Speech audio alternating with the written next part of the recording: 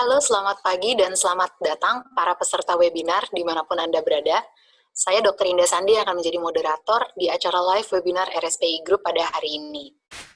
Hal ini adalah wujud nyata dari kami agar bisa tetap dekat dan memberi informasi kesehatan terpercaya dari dokter-dokter di Rumah Sakit Pondok Indah Group untuk Anda semua yang memasuki masa new normal. Jadi jangan khawatir, karena meski dalam keterbatasan jarak, kami tetap hadir untuk menyapa Ibu dan Bapak semua dalam memberikan informasi kesehatan, dan kali ini Rumah Sakit Pondok Indah hadir dengan tema Kembali Cantik Pasca Melahirkan. Webinar Rumah Sakit Pondok Indah Group ini diadakan dengan berbagai materi dan dokter pembicara yang berbeda. Selama dokter presentasi, peserta bisa mengajukan pertanyaan via chat di tombol Q&A yang ada di tampilan layar peserta, dan pertanyaan yang terpilih akan dijawab langsung oleh dokter narasumber kita pada saat presentasi selesai atau di sesi tanya jawabnya nanti. Jadi yang dilakukan cukup klik tombol Q&A yang ada di layar handphone atau komputer Anda dan tuliskan pertanyaannya. Pertanyaan yang masuk akan kami kumpulkan untuk dijawab langsung oleh dokter narasumber kita. Bapak Ibu boleh bertanya seputar tentang tema webinar hari ini, yaitu kembali cantik pasca melahirkan. Mungkin saja bisa bertanya tentang apa yang dilakukan atau treatment apa yang bisa mengembalikan cantik pasca melahirkan. Oke, sebelum masuk ke presentasi dokter, kita berkenalan dulu dengan narasumber kita hari ini.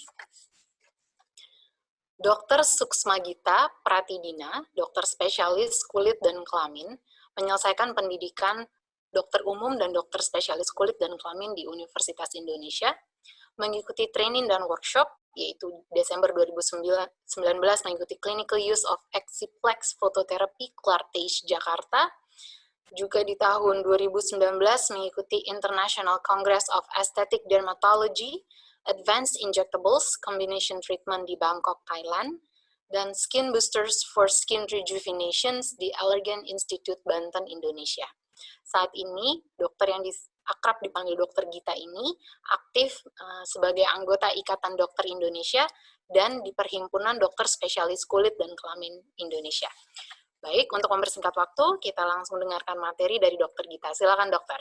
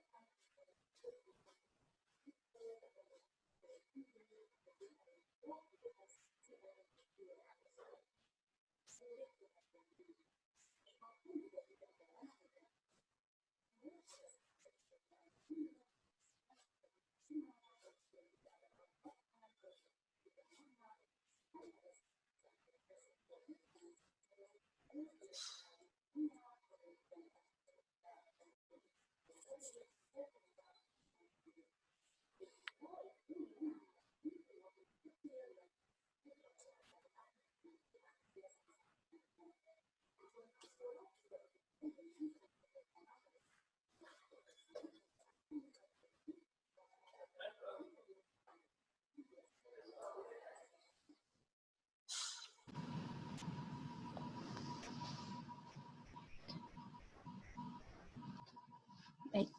Nah, kemudian ini salah satu keluhan yang sangat sering kita lihat, yaitu gangguan pigmentasi. Nah, apa sih yang terjadi pada saat hamil? Pada saat hamil terjadi peningkatan hormon-hormon yang menginduce melanogenesis atau pembentukan pigmen-pigmen. Nah, karena itu flek yang banyak kita lihat biasanya di area lipatan-lipatan kulit. Seperti ini contohnya ketiak, ada kemudian di daerah leher, pasti bunda-bunda tidak asing lagi, apalagi yang sudah mengalami proses hamil pasti mengetahui bahwa area-area tertentu dari kulit kita memang lebih mudah gelap, terutama area lipatan. Namun memang tidak sering terjadi di setiap orang. Biasanya hanya mudah terjadi di orang dengan tipe kulit 4 atau 5, yaitu orang-orang memang dengan kulit melanin yang lebih banyak seperti orang Indonesia dan orang Asia. Melasma atau flek yang biasanya banyak timbul di bagian wajah menyerupai topeng atau kita sebutnya mask of pregnancy. Nah, melasma ini juga related sekali dengan hormonal. Jadi biasanya hanya terjadi di area-area yang wajah. Kemudian yang di sebelah kanan adalah garis yang hitam yang kemudian melintang yang biasanya memang terjadi di perut ibu hamil. Namun Bunda juga nggak usah khawatir, biasanya even tanpa perawatan sekalipun relatif ini gradually akan berkurang.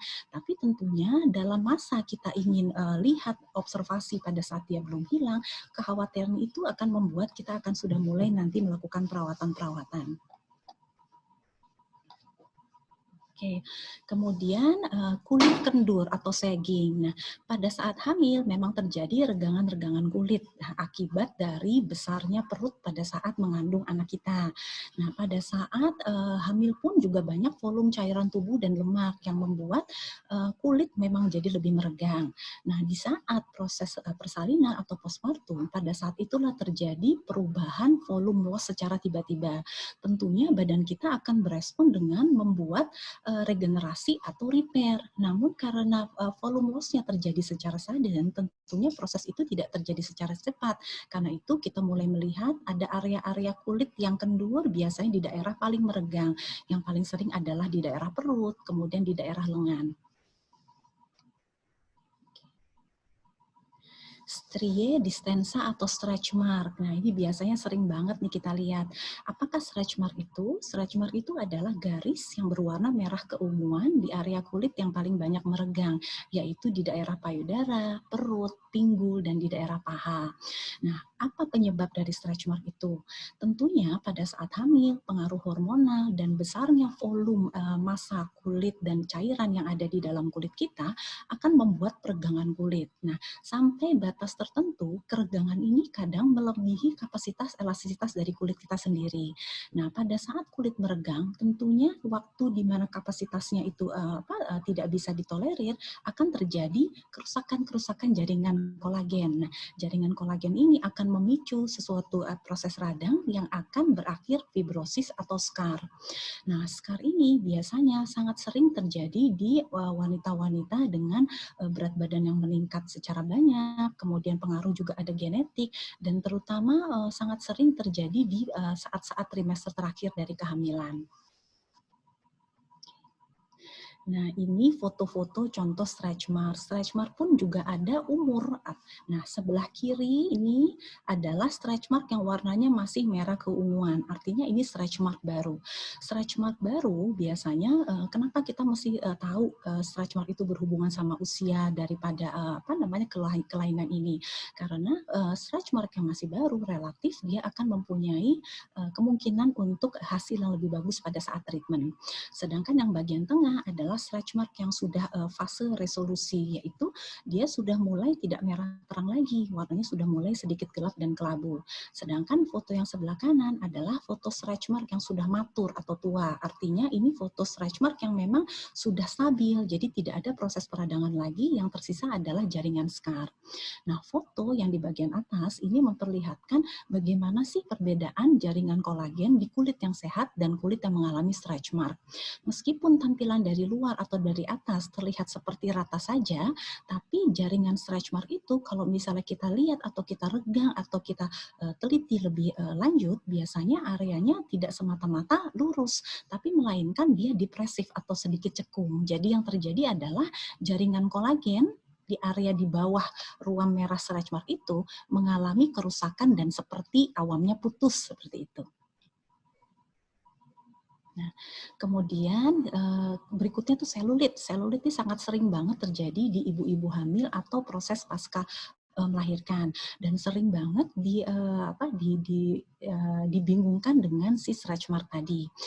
Kalau stretch mark biasanya yang terjadi adalah rusaknya jaringan kolagen, sedangkan yang terjadi pada selulit berhubungan dengan kompartemen lemak. Nah, seperti kita tahu di foto sebelah kiri ini adalah jaringan kulit normal yang sehat, di mana di bawah lapisan kulit ada lemak yang terletak dalam kapsul-kapsul yang kemudian dibungkus oleh kompartemen kayak kapsul yang terbentuk dari jaringan ikat atau kolagen. Ini adalah dalam kondisi normal. Dalam kondisi pengaruh hormonal, kemudian dalam hubungannya dengan kehamilan, biasanya volume lemak menjadi lebih besar, kemudian menjadi lebih banyak, dan tentunya di bagian kompartemen atau bagian kapsulnya, kadang karena proses hormonal pun mengalami pengerasan. Jadi akibatnya volume lemak yang ingin melebar atau mengembang, tapi pada saat di kapsulnya mengalami pengerasan, hasil akhirnya di bagian luar kulit kita akan terlihat cripply atau dia bergelombang. Nah, ini yang di bawah nih kalau kita cubit atau kita tekan, tampak sekali bahwa surface atau permukaan kulit kita tidaklah rata melainkan bergelombang. Oke, ini adalah kutil-kutil, sangat sering banget di daerah lipatan, biasanya di daerah leher, lipat paha, kemudian di daerah ketiak. Ini tampilannya seperti kayak kutil tahi lalat, perbedaannya adalah lebih lunak dan biasanya bertangkai.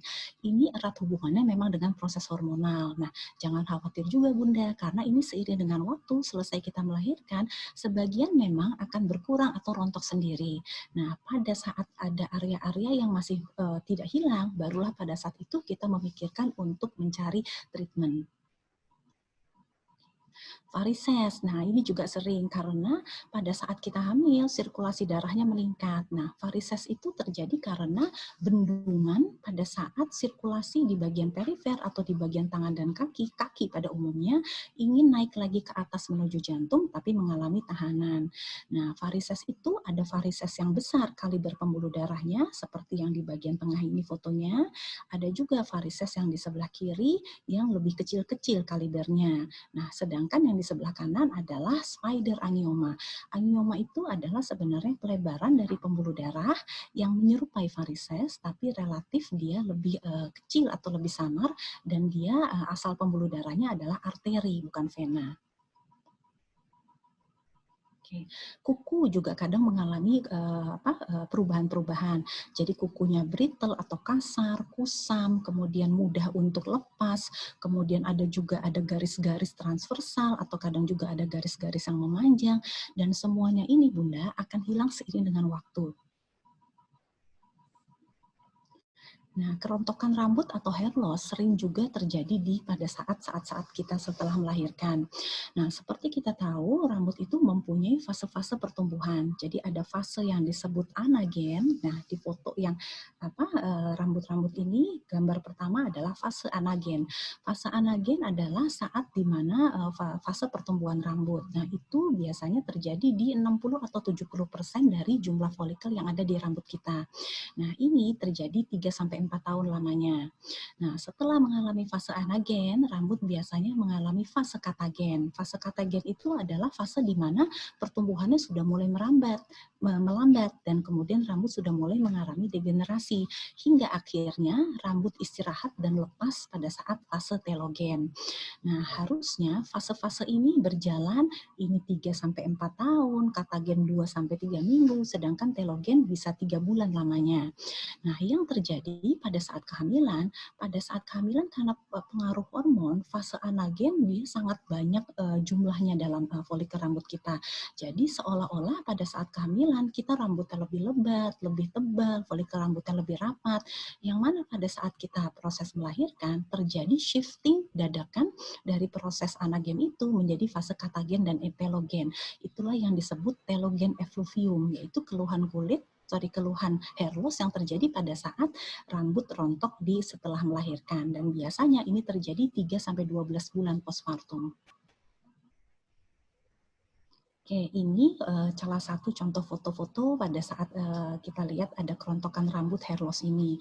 Kerontokan rambut itu ada yang dia area tertentu lebih banyak, contohnya yang di bagian tengah dan sebelah kanan. Jadi kita bisa melihat area-area tertentu dengan rambut yang lebih halus atau rambut yang lebih tipis.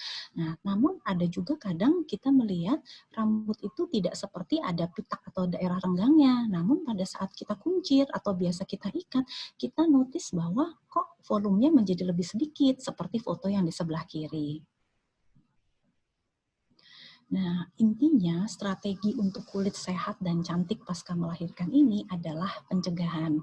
Tentunya kita harus tahu, knowledge kita mesti baik untuk tahu apa sih perubahan-perubahan fisiologis yang terjadi pada kulit kita dan rambut kita selama proses kehamilan, proses masa persalinan, dan akan kembali ke masa pre-pregnancy atau sebelum kehamilan. Dengan kita tahu perubahan-perubahan tersebut, kita tidak usah khawatir karena sebagian dari keluhan pasti akan kembali seperti semula. Dan jika ada pengobatan-pengobatan yang biasanya berhubungan sama perubahan itu, nah biasanya pemilihan dari jenis treatment kita juga sudah lebih mahir dan kita sudah lebih tahu. Nah, semua jenis perawatan selalu ada pengaruh dari dalam dan pengaruh dari luar. Jadi tidak ada jenis perawatan yang berdiri sendiri hanya misalnya menggunakan skincare aja atau hanya dengan nutrisi saja. Jadi semuanya itu harus bersama. Jadi pengaruh endogen yang sangat penting untuk perawatan kulit kita adalah nutrisi, istirahat, olahraga, dan tentunya status emosional kita yang baik. Sedangkan faktor dari luar yang mempengaruhi treatment kita adalah jenis-jenis pemilihan skincare maupun treatment-treatment yang aman dan efektif. Tentunya keduanya ini akan saling mendukung untuk membuat treatment kita menjadi lebih baik atau paripurna. Dan berhubung dengan perubahan fisiologis dengan jangka waktu yang panjang, biasanya perawatan itu juga mesti kontinu. Karena jenis perawatan yang hanya digunakan jangka pendek, biasanya improvement hanya terjadi di awal. Tapi bagaimana untuk memaintain treatment itu hingga mendapatkan hasil yang bagus atau sempurna, tentunya membutuhkan jangka waktu. Oke, yang terpenting dalam fase endogen itu adalah olahraga dan nutrisi. Nah, olahraga itu banyak banget membantu untuk penurunan berat badan setelah kita melahirkan. Kemudian olahraga juga membantu postur tubuh, kekuatan dan kelenturan otot, memperbaiki metabolisme, pencernaan, dan sirkulasi cairan yang pada saat hamil membanyak, kemudian pada saat kita postpartum banyak volume loss. Nah, olahraga juga membantu meningkatkan mood dan status emosional. kita juga tahu bahwa pada saat kita lagi melakukan suatu treatment yang hasilnya sebenarnya eksternal, maksudnya perawatan kulit atau perawatan rambut, semuanya itu juga mesti didukung oleh status tubuh kita yang sehat dan status emosional, psikososial yang juga baik. Kemudian olahraga juga memperbaiki siklus istirahat. Jadi kita mengerti bahwa pada saat kita istirahat itu adalah fase di mana terjadi regenerasi, pertumbuhan sel-sel baru, atau replacement dari sel-sel yang rusak menjadi sel-sel yang sehat. Jadi pengaruh olahraga itu sangat banyak. Kemudian mengenai nutrisi, yang terpenting dari nutrisi adalah hidrasi. Nah, hidrasi itu biasanya pada saat kita melahirkan kan terjadi sudden volume loss. Kemudian pada saat melahirkan biasanya diikuti fase breastfeeding atau fase menyusui, di mana pada saat itu kita juga membutuhkan cairan lebih banyak. Jadi kebutuhan hidrasi adalah kebutuhan yang primer selain makronutrien dan mikronutrien. Nah, apakah makronutrien itu? Makronutrien itu adalah zat-zat inti yang paling banyak dibutuhkan oleh tubuh kita. Jadi mencakup karbohidrat, protein, lemak, dan ketiganya ini sangat berpengaruh terhadap jumlah kalori count yang kita makan. Nah, biasanya pada saat kita menghitung kalori, tentunya sebagian besar dari kalori itu mencakup banyaknya karbohidrat. Nah, 60-70%. Kemudian protein mengikuti 20 hingga 30%, kemudian sisanya lemak. Nah, dalam kondisi kita setelah melahirkan dengan kira-kira banyak sekali injury cell yang kemudian kita butuhkan untuk regenerasi, jangan lupa kita untuk menghitung asupan protein, karena proteinlah yang berpengaruh terhadap repair sel dan regenerasi dari sel-sel kita.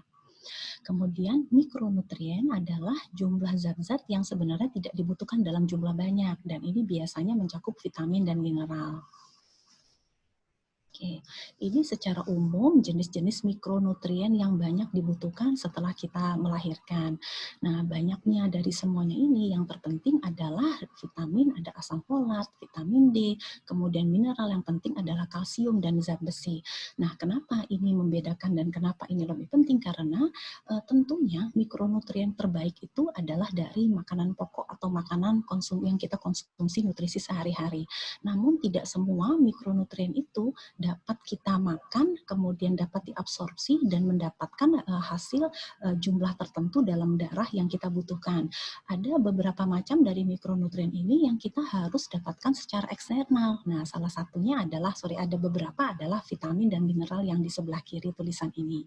Jadi dengan situasi kita makan yang seimbang, kemudian kita juga menghitung jumlah makanan kita sehari-hari sesuai dengan berat badan dan kebutuhan, kita juga tetap memperhitungkan ada konsumsi eksternal dari suplemen-suplemen. Oke. Nah, perawatan eksternal. Jadi perawatan eksternal itu termasuk ke dalamnya adalah daily skincare dan clinic skincare. Nah, perbedaannya adalah skincare atau perawatan kulit biasanya diberikan berdasarkan ada tahap-tahap tertentu. Untuk sehari-hari biasanya sesuatu yang kita gunakan dalam regimen, dalam misalnya sehari-hari itu pagi, siang, sore, malam, dan biasanya untuk keluhan-keluhan yang tidak berat. Yang dimaksud keluhan tidak berat adalah kulitnya serasa kayak kering dan kasar saja, kemudian tidak ada pengaruh kulit sensitif atau iritasi. Nah, itu biasanya akan sangat baik dengan skincare harian. Nah, ada 4 tahapan penting dari skincare adalah cleansing, toning, moisturizing, dan kemudian protecting. Nah, tentunya fungsi dari krim pagi dan krim evening atau krim malam tidaklah sama. Krim pagi biasanya mempunyai pengaruh untuk proteksi terhadap pengaruh lingkungan, sedangkan krim malam atau evening relatif lebih untuk regenerasi atau repair. Nah, seringkali ibu hamil, ibu menyusui, atau setelah kehamilan, ibu-ibu sangat aware banget dengan gimana sih cara memilih treatment-treatment atau jenis-jenis skincare yang aman untuk situasinya. Tentunya memang selain banyak baca internet, kemudian banyak tahu dari buku-buku, nah ini adalah guidance secara umum. Jadi dengan tahapan tadi, cleansing, toning, moisturizing, protecting, biasanya kita bisa pilih bahan-bahan aktif seperti contohnya ini, moisturizer yang biasanya mengandung hyaluronic acid atau ceramide. Nah, brightening agent, memang banyak ibu-ibu ibu setelah melahirkan yang tidak suka dengan warna kulitnya yang gelap. Meskipun berhubungan dengan fisiologinya, pasti kan seiring dengan waktu akan berkurang. Nah, namun ketidaknyamanan itu membuat mereka kadang mencari jenis-jenis brightening yang aman. Nah, brightening yang aman digunakan untuk ibu selesai melahirkan adalah azelaic acid, niacinamide, arbutin, kojic acid, dan licorice. Biasanya semua krim-krim ini akan banyak terdapat dalam moisturizing agent, kadang terdapat dalam toning agent, serum, dan semuanya itu biasanya dipilih berdasarkan kebutuhan kulit kita. Nah, selain brightening, dampak daripada kerusakan-kerusakan sel kulit pada saat hasil telah melahirkan, kita juga membutuhkan antioksidan. Nah, antioksidan yang aman digunakan pada saat selesai hamil adalah vitamin C, vitamin E, dan ferulic acid. Nah, salah satu dari situasi kulit yang tidak nyaman pada saat selesai melahirkan adalah kulit yang kasar dan kusam. Tentunya kita memang menginginkan regenerasi kulit berjalan normal atau berjalan sempurna, di mana kita tidak melihat lagi ada tumpukan kulit mati. Nah, namun apa yang terjadi apabila kita tidak melihat pengelupasan kulit dengan alami, kita akan melihat kulit-kulit kusam itu terjadi makin lama makin menumpuk seiring dengan waktu. Jadi pengaruh exfoliant agent seperti AHA yang biasanya yang aman adalah lactic acid dan glycolic acid itu aman digunakan pada saat menyusui atau pada saat setelah melahirkan. Nah, krim perawatan yang baik tidak akan sempurna hasilnya apabila kita tidak memiliki proteksi atau sunscreen. Kita sebagai orang yang tinggal di negara tropis di mana sinar matahari itu dari pagi sampai sore, tentunya pengaruh matahari itu besar sekali dampaknya ke kulit kita. Nah, tentunya dampak itu dalam arti kerusakan kulit, kemudian ada pigmentasi baru yang kita ingin hindari selama kita memang melakukan perawatan kulit ini. Nah, apa sih perbedaannya sunscreen itu? Secara umum sunscreen terbagi dua, yaitu physical sunscreen dan chemical sunscreen. Perbedaannya adalah physical sunscreen jenis sunscreen yang pada saat dioleskan zat-zat aktifnya tidak menyerap masuk ke dalam kulit. Jadi jenis sunscreen ini sangat safe untuk orang yang kulitnya sensitif, ibu-ibu yang menyusui, anak hingga bayi. Jadi dalam ingredients obat kemasannya yang kita baca adalah sunscreen yang mengandung zinc oxide, titanium dioxide, dan iron oxide. Oke, yang harus dihindari tentunya untuk ibu-ibu menyusui yang paling harus dihindari adalah tentunya hidrokinon sebagai pemutih, merkuri itu pasti, kemudian retinoik atau asam vitamin A. Nah, untuk ibu-ibu yang tidak menyusui biasanya memang masih bisa menggunakan asam vitamin A ini atau retinoid. Nah, retinoid ini memang hasilnya sangat bagus sekali untuk regenerasi scar, untuk kolagen remodeling, tapi memang ada batasan-batasan tertentu di mana ibu hamil, ibu menyusui memang tidak bisa menggunakan bahan ini. Nah, berkebalikan dengan tabir surya fisik tadi, memang kalau bisa dihindari tabir surya kimia dengan komponen-komponen sebagai berikut ini. Nah, tabir surya kimia ini efek kerjanya memang dia melindungi kulit, tapi bahan-bahan aktifnya ternyata ditemukan ada masuk ke dalam pembuluh darah. Jadi biasanya untuk ibu hamil, menyusui, atau mungkin anak-anak kecil memang tidak bisa menggunakan tabir surya kimia. Oke. Nah, slide yang sebelumnya itu adalah jenis-jenis bahan aktif atau active ingredients yang biasanya memang mempunyai efek-efek terhadap kulit. Nah, sedangkan efek-efek farmakologis kulit itu biasanya krim selalu didampingi oleh bahan-bahan yang biasanya mendukung seperti bahan pengawet, kemudian ada deterjen dalam sabun, kemudian ada petroleum, parafin, mineral oil, hingga pewangi-pewangi sintetik. Nah, meskipun ini tidak mencakup persentase yang besar dari suatu produk, tapi memang ada baiknya memang dihindari karena zat-zat ini memang menyerap ke dalam pori-pori kulit kita dan tentunya ada mempunyai efek samping plus ada pengaruh iritasi untuk orang yang kulitnya sensitif. Oke. Nah, setelah kita tahu jenis-jenis skincare apa yang bagus untuk dikerjakan sehari-hari, nah biasanya ada keluhan kulit tertentu yang biasanya tidak membaik atau tidak berubah atau sedikit sekali perubahannya dengan daily skincare. Nah, pada saat itulah kita sudah mulai memperhitungkan untuk melakukan klinik skincare. Nah, klinik skincare itu biasanya skincare yang dilakukan tidak bisa di rumah, harus dimonitor, disupervisi oleh dokter, dan biasanya mencakup keluhan-keluhan kulit yang lebih berat dan treatment-treatment yang lebih dalam dan lebih advance biasanya. Nah, yang sangat sering adalah chemical peel dan physical peel. Nah, peeling ini mengandung arti pengelupasan kulit mati. Nah, pengelupasan kulit mati biasanya bisa dilakukan dengan cara chemical, yaitu mengoleskan suatu cairan yang dapat membuang kulit mati secara alami. Kemudian ada juga yang menggunakan physical, yaitu dengan menggunakan kita sebutnya microdermabrasi. Jadi biasanya menggunakan alat suction dengan mikrokristal yang gunanya adalah abrasi untuk membuang kulit mati tersebut. Kemudian facial juga banyak banget nih, ada di skincare. Jadi facial itu adalah suatu treatment yang menggunakan step-step, biasanya dilakukan awal untuk membuang pori-pori dengan komedo, kemudian membuat kulit jadi lebih nyaman dengan mengoleskan masker-masker, masas-masas. Jadi relatif facial ini mempunyai rasa well-being yang cukup baik. Nah, ini memang nggak apa-apa, aman saja dikerjakan di skincare. Nah, namun biasanya yang mesti kita perhatikan adalah facial biasanya tipenya bermacam-macam dan tentunya setiap tipe itu berhubungan dengan jenis kulit kita. Nah, laser atau IPL dia biasanya adalah suatu treatment yang menggunakan energi light. Nah, biasanya digunakan untuk kasus-kasus dengan keluhan yang lebih dalam. Kemudian ada juga radiofrekuensi, HIFU, atau ultrawave. Nah, ini biasanya menggunakan energi heat atau panas. Nah, kapan kita perlu melakukan ini? Biasanya untuk keluhan yang lebih dalam lagi. Biasanya lapisan yang dalam itu berhubungan sama kolagen dan lemak. Jadi tindakan ini sangat bagus untuk mengencangkan dan mengurangi volume lemak. Ada juga tindakan yang menggunakan teknik microneedle. Ada juga tindakan yang menggunakan PRP atau platelet rich plasma yang nanti kita akan bahas.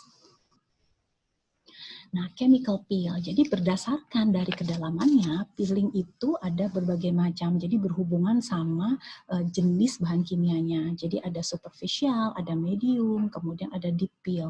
Dan tentunya keluhan kulit semana lapisan kulit bagian atas atau lapisan tengah atau lapisan bagian dalam itu membutuhkan jenis peeling yang berbeda. Namun nggak usah khawatir, jadi selama disupervisi oleh dokter Anda, relatif chemical peel akan mendapatkan hasil yang baik dengan minimum efek samping. Laser ini adalah suatu alat yang menggunakan energi sinar.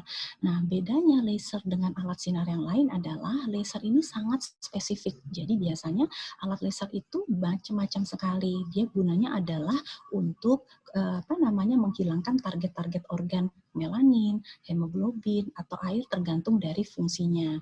Karena itu laser itu ada sebutan laser vaskuler, laser pigment, laser rejuvenation, dan laser fractional.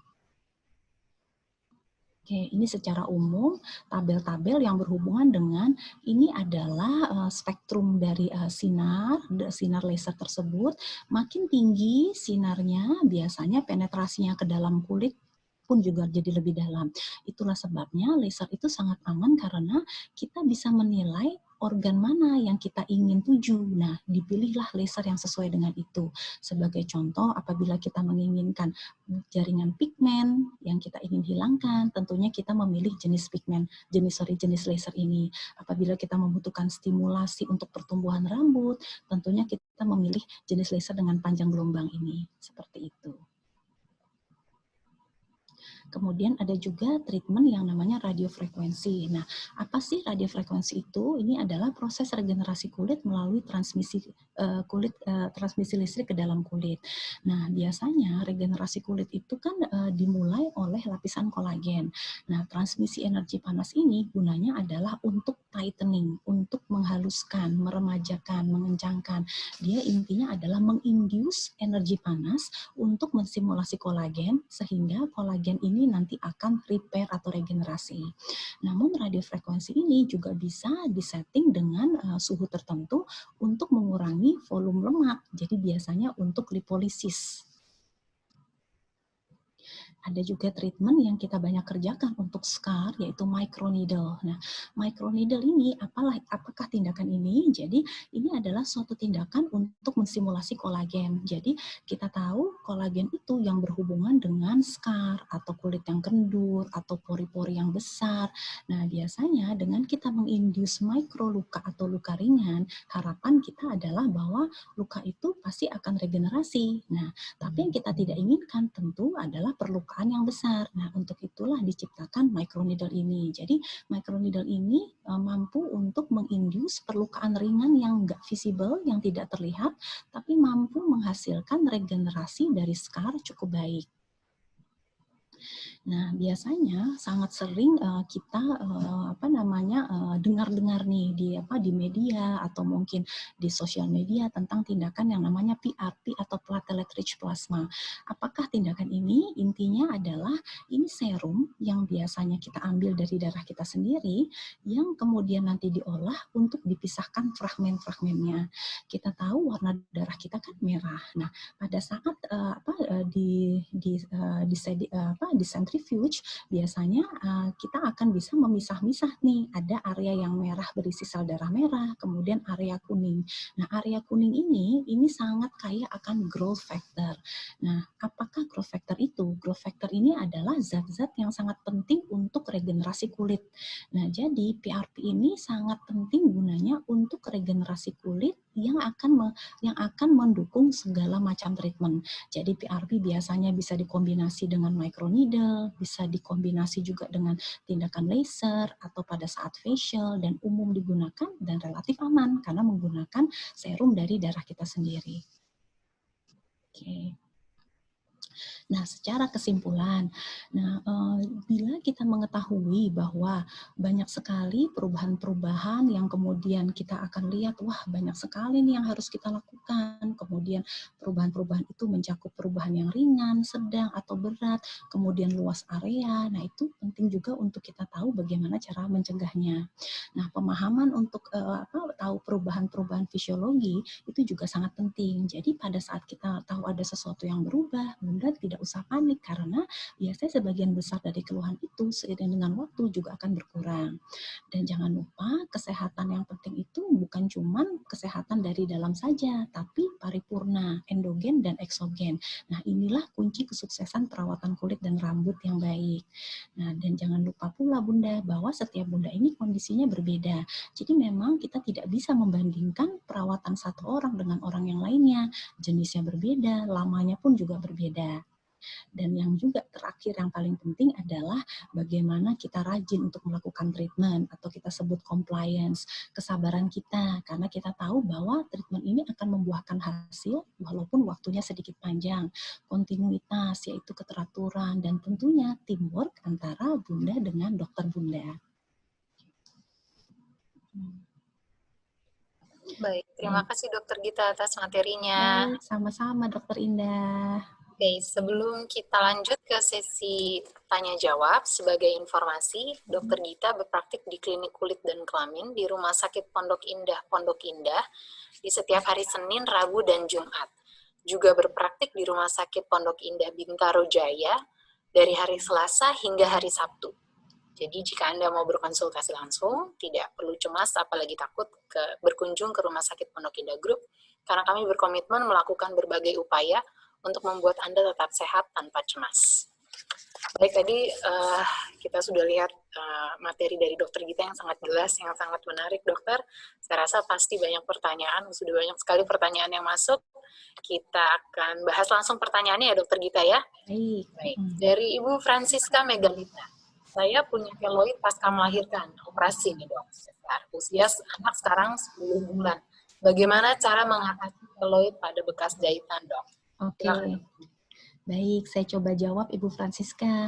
Jadi biasanya keloid itu adalah jenis scar yang biasanya tumbuh tidak sebagaimana harusnya. Kita tahu bahwa scar itu harusnya tumbuhnya akan rata, tidak menonjol ataupun tidak cekung atau depresif. Nah, area tertentu sebagai contoh area gesekan di bawah perut dan area di mana kita biasanya banyak manipulasi tangan dan mungkin ada riwayat genetik punya keloid, relatif scar bisa tumbuh lebih tebal dari seharusnya. Nah, yang terpenting adalah kalau anaknya usianya sudah 10 bulan, yang penting adalah kita melihat apakah sudah benar-benar tidak ada luka lagi. Nah, ada orang tertentu di mana riwayat luka itu memanjang atau walaupun sudah 10 bulan pada saat kegesek masih perih, masih sakit. Nah, pada saat kita melihat ada proses radang, biasanya radangnya itu kita selesaikan dahulu. Nah, biasanya yang bagus adalah kita selalu menggunakan krim sebagai protektan. Jadi krim-krim anti scar itu biasanya digunakan untuk melapisi lapisan scar di area-area tergesek. Nah, jangan lupa hidrasi area sekitarnya itu juga penting. Karena scar biasanya akan tumbuh bagus dengan regenerasi yang juga maksimal. Dan regenerasi ini akan bagus dengan status hidrasi kulit. Jadi rutinkan penggunaan pelembab.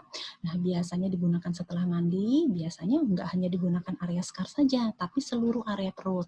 Nah, setelah itu oleskan lagi krim anti scar yang biasanya diperlukan di masas untuk di daerah scar tersebut. Nah, jika proses itu dalam 2 minggu, 3 minggu, 4 minggu tidak membawa perubahan baik, atau mungkin kok keloid atau scarnya makin tebal, baru biasanya dikonsulkan ke dokter spesialis kulit dan kelamin. Nah, yang biasa dilakukan dokter adalah mengontrol supaya proses perjalanan keloid tidak bertambah.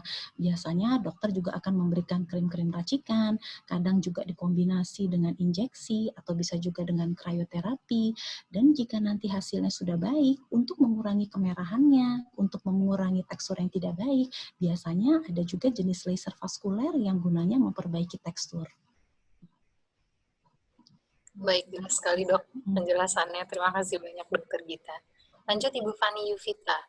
Dok, bahaya nggak kalau muncul bintik hitam yang banyak sekali di sekitar payudara seperti tai lalat setelah melahirkan? Bagaimana cara menghilangkannya? Terima kasih dokter Cantik. Oke, baik. Jadi gini, suatu keluhan yang biasanya multiple atau banyak, itu biasanya sangat jauh dari situasi bahaya.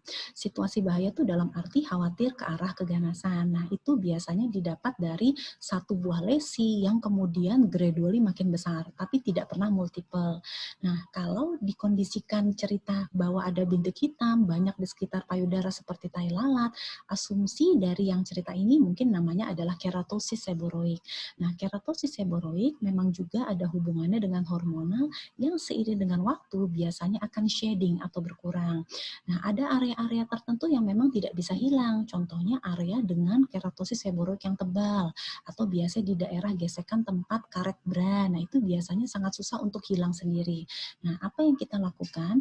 Nah, biasanya untuk suatu tumor jinak, jadi walaupun tonjolan itu nggak selalu setiap tumor itu berbahaya. Nah, tumor jinak relatif kita tidak bisa melakukan treatment dengan krim. Karena tumor jinak itu adalah massa padat yang memang kita harus hilangkan atau destruksi. Jadi pemilihan tindakan biasanya electrocauter atau laser CO2 yang biasanya aman untuk digunakan pada saat setelah menyusui atau pada saat setelah hamil. Baik, harus tindakan ya dok ya, kalau yang tumor jinak. Oke, lanjut dari Ibu Imelda Karyawira. Dok, susah sekali mengembalikan kekencangan kulit pasca melahirkan. Kalau saya konsultasi langsung ke RSPI, aman nggak sih dok kondisi seperti ini? Oke, baik. Ya. Nah, pertama-tama tentang kekencangan kulitnya dulu nih. Jadi, kalau misalnya kekencangan kulit itu kan biasanya berhubungan dengan maaf usia, kemudian sudah berapa lama proses persalinan kita yang terakhir.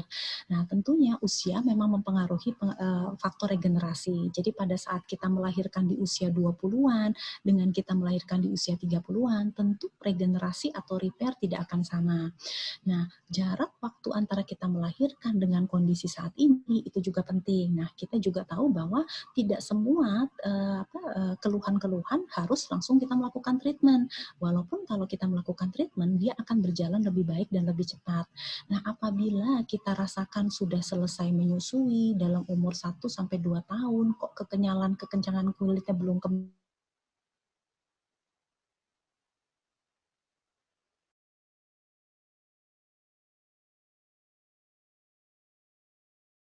kembali seperti zonasi antara krim-krim bukan di poliklinik kulit. Bisa kita melakukan radiofrekuensi, microneedle. Jadi biasanya tugas dokternya yang akan menilai keluhan kulitnya apa saja. Walaupun secara umum yang terlihat hanya kulit tidak kencang, tapi tekstur itu berhubungan dengan scar, mungkin berhubungan juga dengan kulit mati. Jadi jenis-jenis treatment biasanya nanti akan didiskusikan bersama. Oh ya, berhubungan dengan situasi pandemi saat ini. Nah, kalau di Rumah Sakit Pondok Indah ini, kita sudah ada SOP-SOP untuk pasien yang datang. Jadi biasanya nggak usah khawatir. Jadi pasien yang datang biasanya akan di-screening. Nah, dari screening itu biasanya akan dipisah. Jadi pasien yang mengalami gejala-gejala atau yang dikhawatirkan mempunyai infeksi, mereka tidak akan menjalani jalur yang sama dengan pasien yang sehat.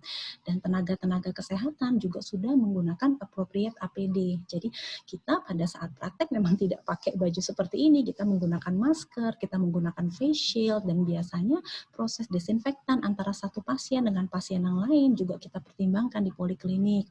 Dan biasanya kita juga mengatur flow pasien, jangan sampai ada akumulasi satu pasien dengan pasien lainnya, contohnya duduk berdekatan, atau contohnya pada saat kita menunggu di ruang tunggu, pasien akumulasi terlalu banyak. Jadi semua itu memang sudah diperhitungkan di Rumah Sakit Pondok Indah. Baik, terima kasih dok. Apa ada pertanyaan selanjutnya? Ya, ini tentang rambut kali dok ya, dua pertanyaan sekaligus. Yang pertama, bagaimana mengatasi rontok yang parah pasca melahirkan? Dan yang selanjutnya, ini sudah 4 tahun yang lalu melahirkan, tapi sekarang kulit kepalanya masih kering dan berketombe dan agak gatal. Ini dua pertanyaan tentang rambut tapi beda waktu pasca melahirkannya. Silakan dokter. Oke, baik. Jadi untuk Ibu Indah Novita, jadi gini, seperti tadi sempat saya jelaskan secara ringkas bahwa memang kerontokan rambut pasca melahirkan itu terjadi dan itu umumnya normal. Tapi tentunya di saat kita melihat setiap hari rambut rontoknya banyak, kemudian rasa kulitnya juga tidak nyaman, mungkin ada rasa gatal atau mungkin ada bersisik, tentunya membuat kekhawatiran kita meningkat. Kita juga tidak tahu sampai kapan ini kerontokan ini berakhir. Dan yang kedua, apakah akan tumbuh rambut sebanyak yang rontok. Jadi tentunya di saat kerontokan itu parah, kerontokan parah itu biasanya ada kategorinya, Mbak. Jadi biasanya di saat kerontokan rambut dalam satu hari lebih dari 50 helai. Nah, namun kita juga sulit untuk menghitung setiap harinya berapa banyak yang rontok. Jadi biasanya dalam 1 minggu sekali, biasanya kita tes untuk kita kunci rambut kita. Di saat kita lihat kok gradually kulitnya ikatannya menjadi semakin lama semakin tipis. Nah, pada saat itu memang kita sudah bisa mulai perawatan.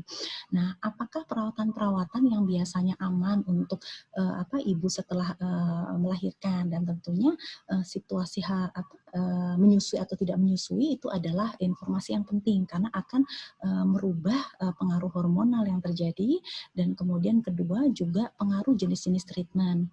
Nah, relatif akan diberikan vitamin-vitamin atau suplemen yang gunanya adalah untuk menstimulasi daripada pertumbuhan rambut baru.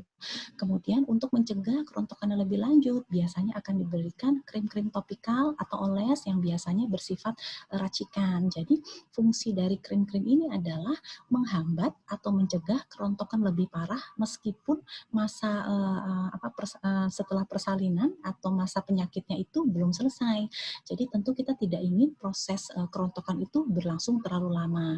Dan tentunya hair tonic, jadi biasanya akan dipilihkan jenis yang herbal, yang biasanya ada essential oil yang gunanya membantu supaya proses regenerasinya ini berlangsung normal, aman, tentunya tanpa efek samping dari obat-obat kimia.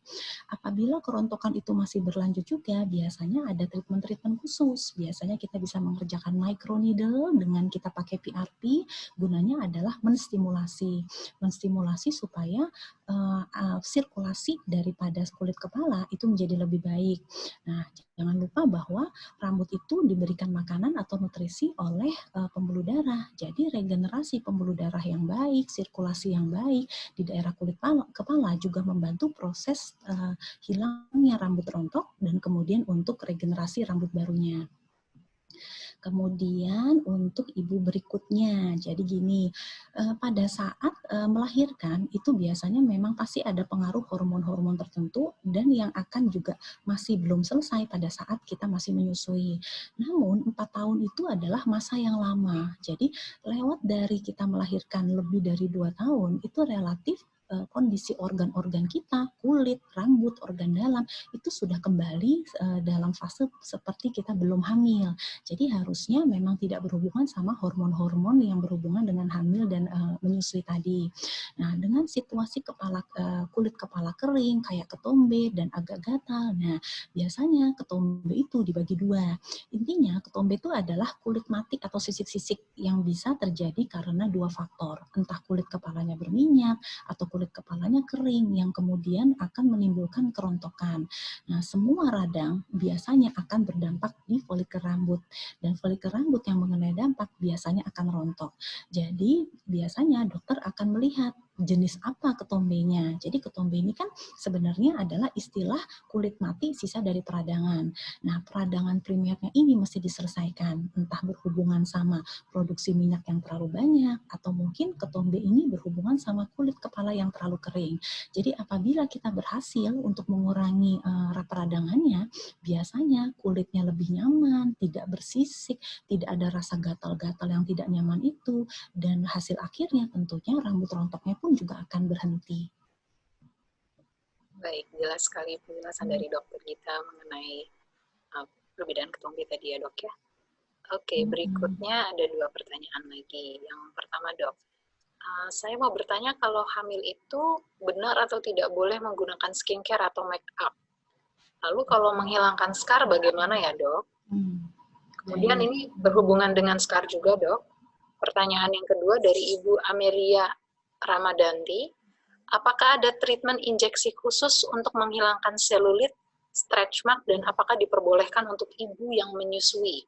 Jadi yang pertama tentang hamil, masih hamil nih ibunya dok, skincare atau make up. Yang kedua menyusui. Silakan dokter Gita. Baik, Waalaikumsalam Ibu Arum. Nah, mengenai skincare yang aman, makeup yang aman pada saat hamil. Jadi begini, skincare atau makeup pada saat kita ingin membeli di pasaran biasanya terbagi dua, produk over the counter product atau OTC yang biasanya kita langsung membeli tanpa kita konsultasi ke dokter, tanpa ada beautician yang akan membantu kita, dan ada produk-produk yang biasanya menggunakan resep atau racikan yang biasanya hanya bisa diberikan oleh dokter-dokter dan dibeli lewat farmasi. Relatif produk over the counter itu relatif sudah mengalami screening, relatif aman untuk sebagian besar populasi yang kulitnya tidak sensitif, relatif aman untuk ibu hamil, dan relatif aman untuk ibu menyusui. Nah, biasanya produk-produk yang kita harus hati-hati itu adalah produk-produk apotek. Nah, jadi pada saat misalnya kita ingin membeli suatu produk dan relatif menggunakan skincare yang nama brandnya kita sudah kenal dan mempunyai review yang bagus, itu akan relatif aman. Nah, mengenai makeup, jadi kita juga harus membedakan kapan kita butuhkan skincare, kapan kita butuhkan makeup. Makeup tentunya tidak mempunyai nutrisi yang baik untuk kesehatan kulit kita karena dia gunanya adalah untuk camouflage, untuk tampilan yang lebih baik. Nah, tentu mempunyai pigmen-pigmen zat warna, pengawet-pengawet yang memang tidak harus kita gunakan di saat kita rasa kulit kita masih sensitif, atau mungkin kita masih menyusui, atau pada saat kita masih hamil. Meskipun kalau kita lebih telaah lebih lanjut, ada jenis makeup-makeup tertentu yang aman, seperti contohnya tidak mengandung pengawet, paraben, kemudian tidak mengandung zat-zat warna yang berbahaya, tapi memang kita harus jeli untuk melihat. Kesimpulannya sih, pada saat kita akan membeli suatu produk OTC dengan merek brand yang baik, relatif aman untuk hamil dan untuk menyusui. Nah, menghilangkan scar ya maksudnya ya. Baik, scar itu tergantung jenis scarnya sebenarnya. Apakah contoh scar bekas jerawatmu di saat kehamilan, banyak ibu-ibu hamil yang mengalami jerawat yang lebih banyak pada saat hamil, dan setelah melahirkan pengaruh hormonal berkurang, yang sisa adalah bekasnya. Nah, kemudian ada juga scar yang lain seperti stretch mark atau regangan. Nah, bagaimana menghilangkan scar adalah tergantung scar ini adalah proses dari radang apa.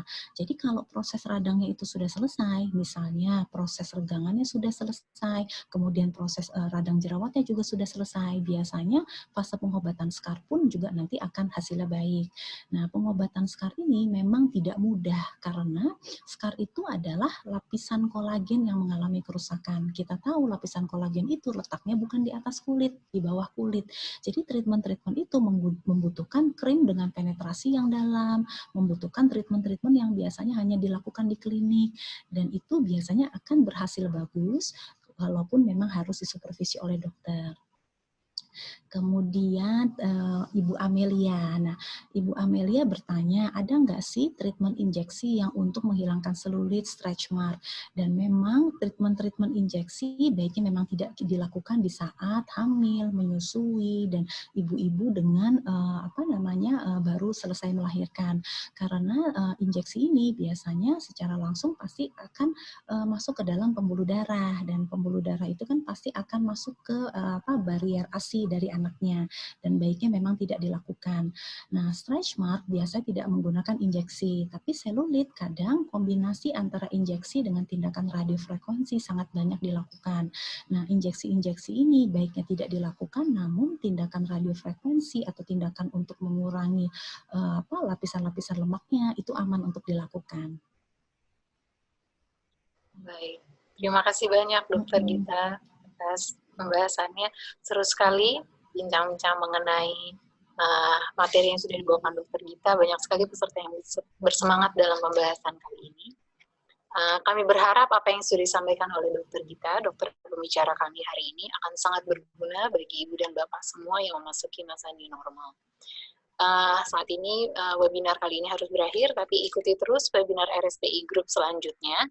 Besok Rabu 1 Juli 2020 pada jam 3 sore akan membahas mengenai pentingnya vaksinasi untuk anak bersama dokter spesialis anak, Dr. Cesar Pronocitro, SPA MSc. Juga ikuti Instagram @rs_pondokindah untuk bisa registrasi di bit.ly/pentingnya vaksinasi anak. Sekian dari kami, mohon maaf bila ada kekurangan, dan sampai bertemu lagi di webinar besok. Terima kasih dan selamat beraktivitas.